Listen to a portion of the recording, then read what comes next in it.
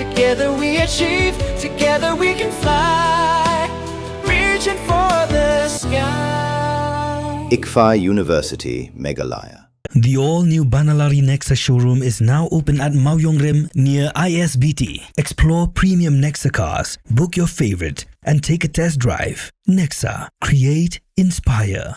The next-gen Tata Tiago. Dual-tone interior, dual smartphone deck but wireless charger, blind view monitor, bakiway. Tek kum ki kaliram, hagador ke bejam, tak sao point riulak.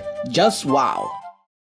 Ki nongelam ga Jaintia Students Union balalam khmadu Education Secretary uba Bo Cherumi Posnem but u General Secretary uba Nilki Mukhim haga arpusau tarek u Nailar Arja Punrio kila Ujor daka Public Interest Legislation hakmat ka yeng bishar High Court jongga Meghalaya Pyrshah ya ka jing pensngo pajba lani ka public hearing bala pelong daka Meghalaya State Pollution Control Board naga benta ka Shree Cement Limited haga laipui tarek u Naitung Arja Punrio halum serman ilaka nong clear.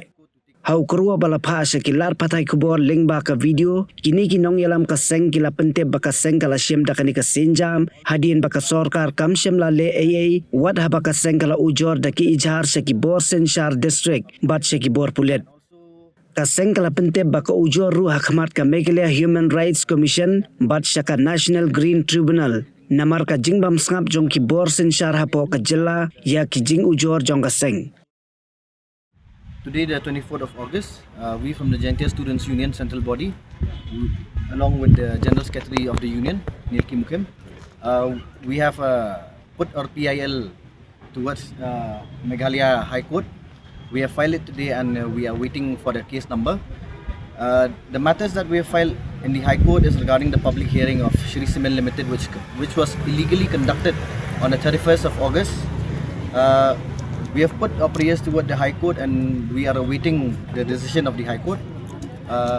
From the union side, we have urged the High Court to take cognizance of the illegal private hearing of Shree Cement and also the brutal use of police force and also regarding the mafia goons who have attacked the NGOs and the protesters of the Shree Cement public hearing.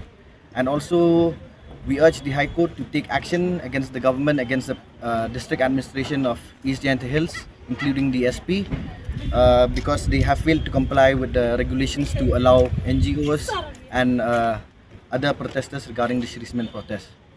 Thank you.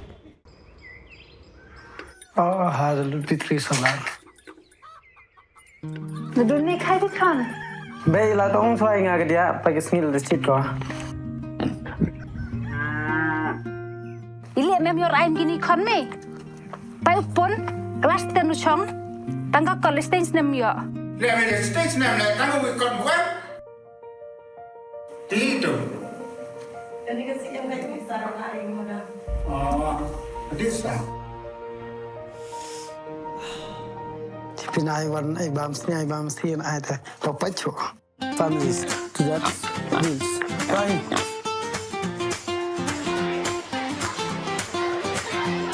For it. Ông nem vụ coi như khmat đó, vụ thế đó chan bò rừng khlev. Hey, pass your first division ah. Kon, pasu kon. Oh, babe. Congratulations kon. Thank you, babe.